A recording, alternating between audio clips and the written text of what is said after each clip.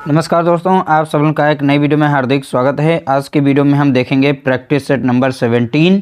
इसमें भी टॉप 50% लिए गए हैं। मोस्ट इंपॉर्टेंट प्रश्न आप लोगों को यहाँ पर दिए जा रहे हैं। इनकी श्रृंखला कंटिन्यू हमारे चैनल पर चल रही है। इनकी वीडियोस और इनके इंपॉर्टेंट क्वेश्चंस, जो भी अलग से और भी एडिशनल क्वेश्चंस होते हैं, उनको टेलीग्राम ग्रुप पर दिया जाता है। और आप लोगों से हमारी एक ही रिक्वेस्ट है, अगर आप लोगों को हमारा कंटेंट अच्छा लगता है तो प्लीज़ आप वीडियो को लाइक ज़रूर किया करें, ज़्यादा से ज़्यादा आप शेयर भी करें। अगर कोई सुझाव देना चाहते हैं, किसी प्रश्न में कोई डाउट है तो आप कमेंट कर सकते हैं। उसका सॉल्यूशन जो है आपको टेलीग्राम ग्रुप पर दिया जाता है। और अगर आप इस वीडियो के 500 लाइक यानी 500 लाइक इसमें लाते हैं तो आपको इसकी PDF भी मिल जाएगी। वो भी टेलीग्राम ग्रुप को ज्वाइन करने पर ही मिलेगी और टेलीग्राम ग्रुप पर ही शेयर की जाएगी। अगर 500 कोई भी वीडियो, जितनी भी वीडियोज हम चलाएंगे जिसमें 500 लाइक आएंगे, उसका PDF जो है आप लोगों को टेलीग्राम ग्रुप पर ज़रूर देखने को मिलेगा। ठीक है, तो चलिए वीडियो को स्टार्ट करते हैं। वीडियो अगर अच्छा लगे तो लाइक करना, शेयर करना। देखिए, ओजोन परत मुख्यतः कहाँ पाई जाती है, तो आपको बताना है हमारे वायुमंडल में। ठीक है, तो 5 परतें होती हैं। ठीक है, तो उन 5 परतों में ओजोन परत जो है किस मंडल में पाई जाती है बताना है। ठीक है, तो देखिए ओजोन परत मुख्यतः कहाँ पाई जाती है, तो आप बताएंगे क्वेश्चन नंबर 1 का यहाँ पर राइट आंसर हो जाएगा ऑप्शन सी, समताप मंडल में पाई जाती है। ये पृथ्वी से दूसरी लेयर है। देखिए पृथ्वी की, ये मान लीजिए पृथ्वी है। ठीक है, तो ये पृथ्वी है, तो पृथ्वी के पास में जो मंडल है वो है क्षोभ मंडल। कौन सा है, तो आप बताएंगे क्षोभ मंडल है।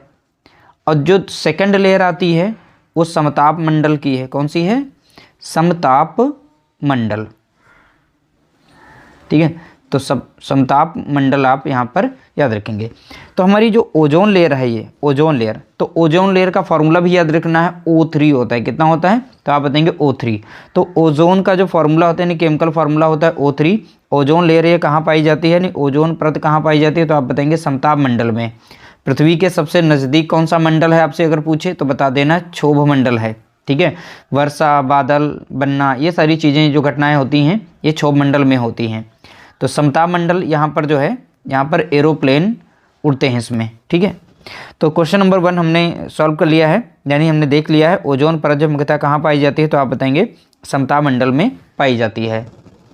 अगला प्रश्न देखेंगे क्वेश्चन नंबर 2, ओजोन छिद्र का कारण है। यानी हमारे समताप मंडल में जो ओजोन लेयर पाई जाती है परत, तो उसमें छिद्र हो गया, होल हो गया, जिसकी वजह से अल्ट्रावायलेट रेज जो है पृथ्वी तक पहुंचने लगी हैं। लेकिन ये ओजोन छिद्र जो है ये कहाँ देखा गया, ठीक है, यानी किसकी वजह से हुआ, अभी देखा नहीं गया है, इसमें लोकेशन अगले में ऐड करेंगे। लेकिन यहाँ पर पूछा गया है ओजोन छिद्र का कारण क्या, किसकी वजह से क्षरण हो रहा है ओजोन परत का। ठीक है, किसकी वजह से, कौन सा इसमें कारण मेन हो सकता है, ये PYQ प्रश्न पूछा भी गया था। देखिए क्वेश्चन नंबर 2 का यहाँ पर राइट आंसर हो जाएगा ऑप्शन सी, क्लोरोफ्लोरोकार्बन। ठीक है, तो इसका शॉर्ट फॉर्म में लिखते हैं CFC। अगर ये ऑप्शन में आ जाएगा CFC, हमने लिख दिया है तो इसे टिक करना है, वरना ये क्लोरोफ्लोरोकार्बन लिख करके आएगा। ऑप्शन सी यहाँ पर करेक्ट आंसर हो जाएगा। ओजोन छिद्र का मेन कारण है CFC, यहाँ पर देखेंगे क्लोरोफ्लोरोकार्बन्स। अगला प्रश्न देखेंगे क्वेश्चन नंबर 3, अंतर्राष्ट्रीय ओजोन दिवस मनाया जाता है। ये बहुत बार पूछा गया, रिपीटेड प्रश्न है। देखिए दिवस भी आपके सिलेबस में दिए गए हैं।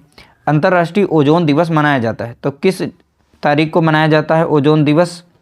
ठीक है, देखिए क्वेश्चन नंबर 3 का यहाँ पर राइट आंसर हो जाएगा ऑप्शन ए, 16 सितंबर को ओजोन दिवस के रूप में मनाया जाता है। ठीक है, राइट आंसर क्या हो जाएगा, 16 सितंबर। अगला प्रश्न देखेंगे क्वेश्चन नंबर 4, निम्न में से किसे यहाँ पर होगा। ठीक है, निम्न में से किसे चिपको आंदोलन का नेता माना जाता है। ठीक है, तो आपको बताना है चिपको आंदोलन का नेता कौन है। इसमें से 4 ऑप्शन दिए गए, इसमें से राइट आंसर आप चूज कर सकते हैं। क्वेश्चन नंबर देखिए 4 का यहाँ पर करेक्ट आंसर हो जाएगा ऑप्शन सी, सुंदरलाल बहुगुणा। अब चिपको आंदोलन कहाँ चला था, तो आप याद रखिएगा उत्तराखंड। उत्तराखंड में किस जिले में, तो आप याद रखेंगे चमोली जिले में। तो उत्तराखंड का एक चमोली जिला है जहाँ पर चिपको आंदोलन शुरू हुआ था।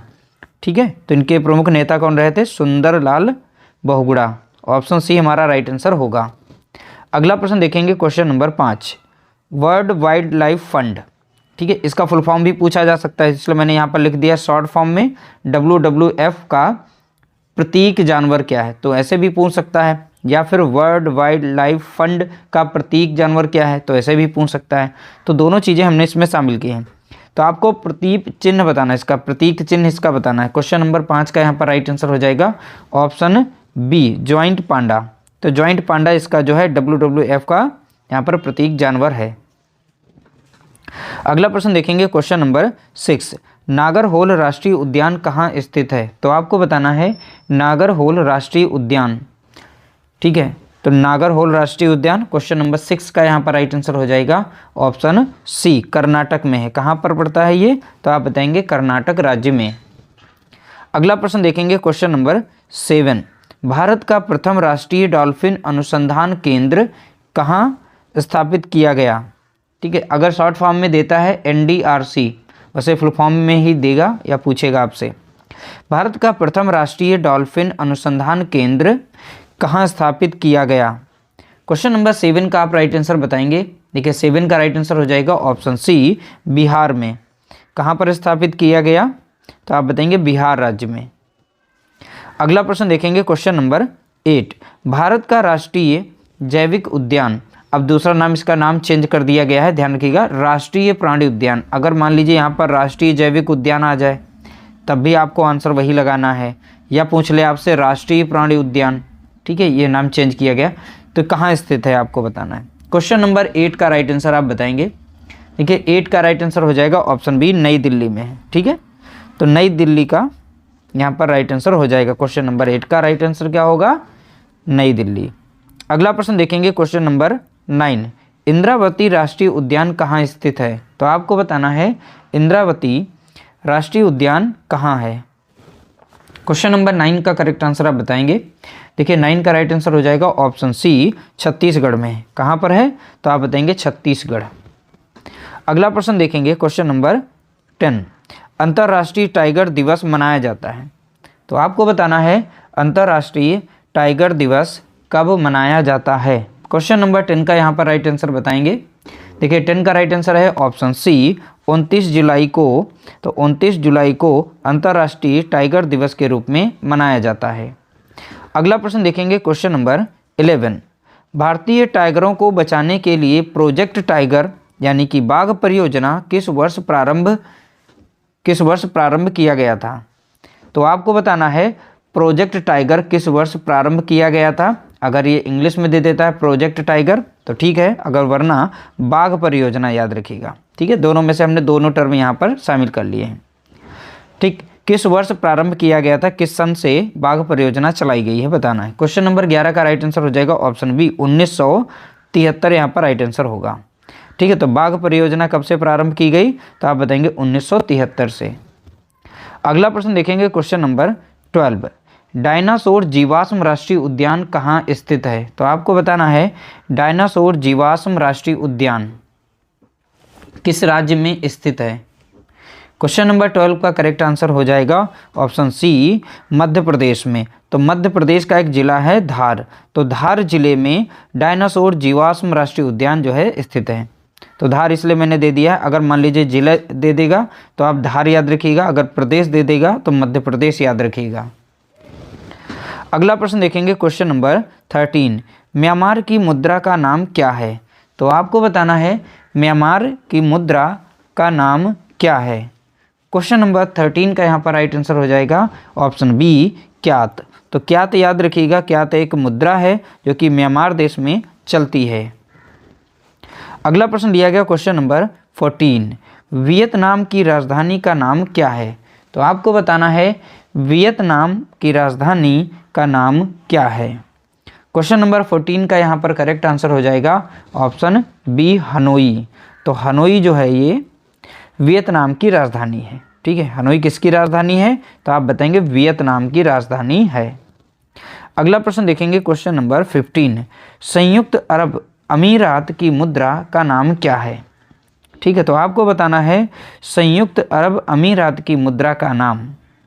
क्वेश्चन नंबर 15 का यहाँ पर राइट आंसर हो जाएगा ऑप्शन सी, दिरहम है, ठीक है। तो संयुक्त अरब अमीरात की मुद्रा का नाम क्या है, तो आप बताएंगे दिरहम। अगला प्रश्न देखेंगे क्वेश्चन नंबर 16, बेटी बचाओ बेटी पढ़ाओ योजना का शुभारंभ किस वर्ष किया गया। तो आपको बताना है बेटी बचाओ बेटी पढ़ाओ योजना का शुभारंभ किस वर्ष किया गया। क्वेश्चन नंबर 16 का यहाँ पर राइट आंसर हो जाएगा ऑप्शन सी, 2015 में शुभारंभ किया गया था। तो 2015 में बेटी बचाओ बेटी पढ़ाओ योजना जो है प्रारंभ की गई थी। अगला प्रश्न देखेंगे क्वेश्चन नंबर 17, जगन्नाथ मंदिर किस राज्य में स्थित है। तो आपको बताना है जगन्नाथ मंदिर किस राज्य में स्थित है। क्वेश्चन नंबर 17 का यहाँ पर करेक्ट आंसर हो जाएगा ऑप्शन सी, उड़ीसा में। कहाँ पर है तो आप बताएंगे उड़ीसा में है। उड़ीसा में कहाँ पर है तो आप बताएंगे उड़ीसा में पुरी में है। अगला प्रश्न देखेंगे क्वेश्चन नंबर 18, शालीमार बाग और निशात बाग स्थित है। तो किस कहाँ पर स्थित है ये बताना है। तो कौन सी बाग है, शालीमार बाग और निशात बाग। ये बहुत बार प्रश्न पूछा गया अलग अलग एग्जाम्स में। क्वेश्चन नंबर 18 का यहाँ पर करेक्ट आंसर बताएंगे। 18 का राइट आंसर हो जाएगा ऑप्शन बी, श्रीनगर में स्थित है। कहाँ पर स्थित है ये तो आप बताएंगे श्रीनगर में। अगला प्रश्न देखेंगे question number 19, Vivekananda rock memorial कहाँ स्थित है। तो आपको बताना है विवेकानंद रॉक मेमोरियल कहाँ स्थित है। क्वेश्चन नंबर 19 का आप करेक्ट आंसर बताएंगे। देखिए 19 का राइट आंसर हो जाएगा ऑप्शन बी, कन्याकुमारी में है। ठीक है, तो कन्याकुमारी ये कहाँ पर पड़ती है तो आप बताएंगे तमिलनाडु में जगह है कन्याकुमारी, वहीं पर विवेकानंद रॉक मेमोरियल स्थित है। अगला प्रश्न देखेंगे क्वेश्चन नंबर 20, भारत के किस राज्य में सबसे पुराना और सबसे बड़ा तेल क्षेत्र है। तो आपको बताना है भारत के किस राज्य में सबसे पुराना और सबसे बड़ा तेल क्षेत्र है। क्वेश्चन नंबर 20 का राइट आंसर आप बताएंगे। देखिए 20 का राइट आंसर हो जाएगा ऑप्शन बी हो जाएगा यहाँ पर, असम में। ठीक है, तो असम में एक जगह है डिगबोई, तो वहाँ पर सबसे बड़े तेल क्षेत्र आप लोगों को देखने को मिलेंगे। ये प्रश्न में आएगा, या तो डिगबोई नाम आएगा या फिर वहाँ पर असम लिखा होगा। अगला प्रश्न देखेंगे क्वेश्चन नंबर 21, वाहनों के हेडलाइट में प्रयुक्त दर्पण कौन सा होता है। तो वाहन जो भी होते हैं उनकी हेडलाइट में कौन सा दर्पण यूज किया जाता है। क्वेश्चन नंबर 21 का आप राइट आंसर बताएंगे। देखिए 21 का राइट आंसर आप बताएंगे। इसका राइट आंसर है ऑप्शन बी, अवतल दर्पण का उपयोग किया जाता है। तो वाहनों की हेडलाइट में किस दर्पण का उपयोग किया जाता है तो आप बताएंगे अवतल दर्पण का उपयोग किया जाता है। अगला प्रश्न देखेंगे क्वेश्चन नंबर 22, विद्युत का सबसे अच्छा सुचालक कौन सी धातु है। तो विद्युत की सबसे अच्छी सुचालक धातु बतानी है कौन सी इसमें। ठीक है, तो यहाँ पर की कर लीजिएगा, विद्युत की सबसे, अरे के ही कर लीजिए कोई दिक्कत नहीं है। विद्युत का सबसे अच्छा सुचालक धातु बताना है। यहाँ पर कौन सी धातु है जो सबसे अच्छी सुचालक है, इन चारों में से बता सकते हैं। मोस्ट इंपॉर्टेंट है, हमने देखा है 3 से 4 एग्जाम अलग अलग ये प्रश्न पूछा गया था, इसलिए हमने इसे शामिल कर लिया। देखिए प्रश्न संख्या 22 का यहाँ पर राइट आंसर हो जाएगा ऑप्शन सी, चांदी इसका करेक्ट आंसर है। जो सबसे अच्छा सुचालक आएगा और उसमें चांदी जरूर होगी, तो चांदी होगा तो चांदी को जरूर सेलेक्ट करना है आपको। ऑप्शन सी हमारा यहाँ पर राइट आंसर हो जाएगा। अगला प्रश्न देखेंगे क्वेश्चन नंबर 23, भारत की पहली यूरेनियम खदान जादूगोड़ा, नाम यही याद रखिएगा, जादूगोड़ा किस राज्य में स्थित है। ठीक है, तो भारत की पहली यूरेनियम खदान जादूगोड़ा किस राज्य में स्थित है। क्वेश्चन नंबर 23 का राइट आंसर आप बताएंगे। देखिए 23 का यहाँ पर राइट आंसर हो जाएगा ऑप्शन सी, झारखंड में स्थित है। कहाँ पर है तो आप बताएंगे झारखंड में। अगला प्रश्न देखेंगे क्वेश्चन नंबर 24, अरावली पर्वत श्रृंखला की सबसे ऊंची चोटी कौन सी है। तो आप सीधा सीधा एक लाइन में भी याद कर सकते हैं, अरावली पर्वत श्रृंखला की सबसे ऊंची चोटी का नाम। ठीक है, ये यहाँ पर पूछा गया है। तो 24 का यहाँ पर करेक्ट आंसर हो जाएगा ऑप्शन बी, गुरु शिखर नाम है। उस सबसे ऊंची चोटी का नाम क्या है तो आप बताएंगे गुरु शिखर। तो गुरु शिखर ये बताना है किस पर्वत की सबसे ऊंची चोटी है तो आप बताएंगे अरावली पर्वत की सबसे ऊंची चोटी है। अगला प्रश्न देखेंगे क्वेश्चन नंबर 25, कौन सा अंतर्राष्ट्रीय संगठन रेड डाटा बुक प्रकाशित करता है। तो आपको बताना है कौन सा अंतर्राष्ट्रीय संगठन रेड डाटा बुक प्रकाशित करता है। क्वेश्चन नंबर यहाँ पर 25 का करेक्ट आंसर हो जाएगा ऑप्शन बी, IUCN। तो IUCN जो संगठन है यही यहाँ पर रेड डाटा बुक को प्रकाशित करता है, तो इसका नाम जरूर याद रखिएगा। ठीक है, IUCN।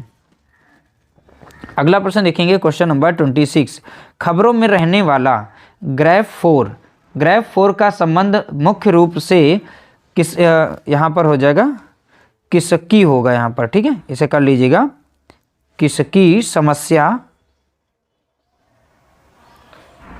ठीक है, किसकी समस्या है, ठीक है, थोड़ा सा ऐसे कर लीजिएगा। तो इसका संबंध बताना, सीधा सीधा इस टर्म को याद रखिएगा। इस समय ये ट्रेंडिंग में चल रहा है ये वर्ड, और ये इंपॉर्टेंट भी है, आ भी सकता है, ठीक है। तो खबरों में रहने वाला ग्राफ 4 जो है यहाँ पर मुख्य रूप से किससे संबंधित है। 4 ऑप्शन दिए गए, इसमें से राइट आंसर आप बताएंगे। देखिए प्रश्न संख्या 26 का यहाँ पर राइट आंसर आपको बताना है। 26 का राइट आंसर है वायु प्रदूषण से है, ठीक है। तो वायु प्रदूषण से संबंधित जो ग्राफ 4 है ये वायु प्रदूषण से संबंधित है। अगला प्रश्न देखेंगे, प्रश्न संख्या 27, भारत में राष्ट्रीय हरित अधिकरण अधिनियम कब पारित हुआ। तो आपको बताना है भारत में राष्ट्रीय हरित अधिकरण अधिनियम कब पारित किया गया। प्रश्न संख्या 27 का आप राइट आंसर बताएंगे। देखिए 27 का राइट आंसर गेस कर सकते हैं। इसका राइट आंसर है ऑप्शन बी, 2010 में पारित किया गया। तो नाम याद रखिएगा, राष्ट्रीय हरित अधिकरण अधिनियम, ठीक है। अगला प्रश्न देखेंगे, प्रश्न संख्या 28, सारे जहां से अच्छा गीत की रचना भारत के किस स्वतंत्रता सेनानी ने की। तो प्रश्न संख्या देखेंगे 28 का आप राइट आंसर बताएंगे। इसका राइट आंसर हो जाएगा ऑप्शन सी, मोहम्मद इकबाल ने, ठीक है। राइट आंसर क्या हो जाएगा, तो आप बताएंगे मोहम्मद इकबाल ने। अगला प्रश्न देखेंगे, प्रश्न संख्या है 29, भारत में राष्ट्रीय खेल दिवस किस तिथि को मनाया जाता है। तो आपको बताना है भारत में राष्ट्रीय खेल दिवस किस तिथि को मनाया जाता है। प्रश्न संख्या 29, देखिए 29 का यहाँ पर राइट आंसर हो जाएगा ऑप्शन बी, 29 अगस्त को मनाया जाता है। देखिए राष्ट्रीय खेल दिवस कब मनाया जाता है, यानी प्रतिवर्ष कब मनाया जाएगा, तो आप बताएंगे 29 अगस्त को मनाया जाता है। अगला प्रश्न देखेंगे, प्रश्न संख्या 30, मांडू उत्सव भारत के किस राज्य से संबंधित है। कौन सा उत्सव है, तो आप याद रखेंगे मांडू। देखिए 30 का यहाँ पर राइट आंसर हो जाएगा ऑप्शन सी, मध्य प्रदेश से, ठीक है। तो मांडू उत्सव किस राज्य से संबंधित है, तो आप बताएंगे मध्य प्रदेश से संबंधित है। अगला प्रश्न देखेंगे, प्रश्न संख्या 31, मिशन इंद्रधनुष जो कि भारत सरकार का एक कार्यक्रम है, यह किससे संबंधित है, ठीक है। तो आपको बताना है यह किससे संबंधित है। मिशन इंद्रधनुष योजना जो है, ये कार्यक्रम जो है, ये किससे संबंधित है, इसमें से बताना है। प्रश्न संख्या 31, देखिए 31 का राइट आंसर है ऑप्शन बी, टीकाकरण से संबंधित है। किससे संबंधित है, तो आप बताएंगे टीकाकरण से। अगला प्रश्न देखेंगे, प्रश्न संख्या 32, पन्ना राष्ट्रीय उद्यान निम्नलिखित में से किस राज्य में स्थित है। तो आपको बताना है पन्ना राष्ट्रीय उद्यान किस राज्य में स्थित है। देखिए 32 का यहाँ पर राइट आंसर हो जाएगा ऑप्शन सी, मध्य प्रदेश में। मध्य प्रदेश में कहाँ पर स्थित है, तो आप बताएंगे छतरपुर जिले में। तो छतरपुर जिला कहाँ पर पड़ता है, तो आप बताएंगे मध्य प्रदेश में। तो पन्ना राष्ट्रीय उद्यान कहाँ पर है, तो आप बताएंगे छतरपुर में। तो छतरपुर कहाँ पड़ता है, तो आप बताएंगे मध्य प्रदेश में। अगला प्रश्न देखेंगे, प्रश्न संख्या 33, गुलामगिरी नामक पुस्तक किसने लिखी। तो आपको बताना है गुलामगिरी पुस्तक जो है किसने लिखी। 33 का यहाँ पर राइट आंसर हो जाएगा ऑप्शन ए। देखिए ज्योतिबा राव फुले ने लिखी थी। तो गुलामगिरी पुस्तक किसके द्वारा लिखी गई, तो आप बताएंगे ज्योतिबा राव फुले के द्वारा। अगला प्रश्न देखेंगे, प्रश्न संख्या 34, निम्नलिखित में से कौन स्कर्वी रोग के इलाज में उपयोगी है। ठीक है, तो स्कर्वी रोग किसकी कमी से होता है, तो ध्यान रखिएगा विटामिन सी की कमी से होता है। कौन सी विटामिन, तो विटामिन जो याद रखिएगा विटामिन सी की कमी से स्कर्वी रोग होता है। अब विटामिन सी की पूर्ति जो है इसमें से किससे होती है, तो वही आप बता सकते हैं। ठीक है, इसका राइट आंसर है ऑप्शन सी यहाँ पर, यानी आंवला। तो आंवले में भरपूर मात्रा में विटामिन सी पाया जाता है, यही स्कर्वी रोग ठीक करने में, इलाज करने में उपयोगी होता है। तो आंवला सबसे बेस्ट यहाँ पर ऑप्शन हमारा होगा। अगला प्रश्न देखेंगे, प्रश्न संख्या 35, फॉरवर्ड ब्लॉक के संस्थापक थे। तो आपको बताना है फॉरवर्ड ब्लॉक के संस्थापक कौन थे। प्रश्न संख्या 35 का राइट आंसर आपको बताना है। इसका राइट आंसर है option C, Subhash Chandra Bose. Forward block के संस्थापक कौन थे, तो आप बताएंगे सुभाष चंद्र बोस जी थे। अगला प्रश्न देखेंगे, प्रश्न संख्या 35, मौर्य काल में शिक्षा का सर्वाधिक प्रसिद्ध केंद्र था। तो आपको बताना है मौर्य काल में शिक्षा का सर्वाधिक प्रसिद्ध केंद्र था। इन चारों में से कौन सर्वाधिक प्रसिद्ध केंद्र था। 36 का यहाँ पर राइट आंसर हो जाएगा ऑप्शन सी, तक्षशिला। तो मौर्य काल में शिक्षा का सर्वाधिक प्रसिद्ध केंद्र, तो आप बताएंगे तक्षशिला था right answer, option C correct answer होगा। अगला प्रश्न देखेंगे, प्रश्न संख्या 37, मुद्रा राक्षस नामक पुस्तक का लेखक कौन है? तो मुद्रा राक्षस जो पुस्तक है यह किसके द्वारा लिखी गई वो बताना है। 37 का यहाँ पर राइट आंसर आप बताएंगे। देखिए 37 का राइट आंसर हो जाएगा ऑप्शन सी, विशाख दत्त। ठीक है, मुद्रा राक्षस किसके द्वारा लिखी गई? तो आप बताएंगे विशाख दत्त के द्वारा लिखी गई। अगला प्रश्न देखेंगे, प्रश्न संख्या 38, गुलाम वंश का प्रथम शासक कौन था? तो आपको बताना है गुलाम वंश का प्रथम शासक का नाम। देखिए 38 का यहाँ पर करेक्ट आंसर आप बताएंगे। 38 का राइट आंसर हो जाएगा ऑप्शन बी हो जाएगा, कुतुबुद्दीन ऐबक। तो कुतुबुद्दीन ऐबक जो है गुलाम वंश के प्रथम शासक थे। कौन से? प्रथम, यानी पहले शासक थे। अगला प्रश्न देखेंगे, प्रश्न संख्या 39, संविधान सभा प्रारूप समिति में सदस्यों की संख्या कितनी थी? ये कई बार प्रश्न पूछा गया। तो पूछा गया संविधान सभा जब बनी थी उसमें प्रारूप समिति एक बनाई गई थी, उसमें सदस्यों की संख्या कितनी थी? 39 का यहाँ पर राइट आंसर आप बताएंगे। देखिए 39 का राइट आंसर है ऑप्शन बी, 7। तो प्रारूप समिति में सदस्यों की कुल संख्या कितनी थी? तो आप बताएंगे 7 सदस्य थी। अब इनके समिति के जो यहाँ पर कार्यभार किनको दिया गया था? डॉक्टर भीमराव अंबेडकर जी को दिया गया था। अध्यक्ष कौन थे? तो डॉक्टर भीमराव अंबेडकर थे। अगला प्रश्न देखेंगे, प्रश्न संख्या 40, उत्तर प्रदेश के निम्नलिखित जिलों में से किसका क्षेत्रफल सर्वाधिक है? इन चारों में से सर्वाधिक क्षेत्रफल उत्तर प्रदेश का सबसे बड़ा जिला, यानी सबसे बड़ा क्षेत्रफल वाला जिला कौन सा है? अब देखिए 40 का यहाँ पर राइट आंसर हो जाएगा ऑप्शन डी, लखीमपुर खीरी। तो लखीमपुर खीरी का सबसे ज़्यादा क्षेत्रफल है। अगला प्रश्न देखेंगे, प्रश्न संख्या 41, किसान बही योजना उत्तर प्रदेश में किस वर्ष लागू की गई? तो आपको बताना है किसान बही योजना जो है उत्तर प्रदेश में किस वर्ष लागू की गई। प्रश्न संख्या 41, देखिए 41 का राइट आंसर हो जाएगा ऑप्शन बी, 1992 में। ठीक है, तो यहाँ पर किसान बही योजना जो किस वर्ष प्रारंभ की गई थी? तो आप याद रखेंगे 1992 में।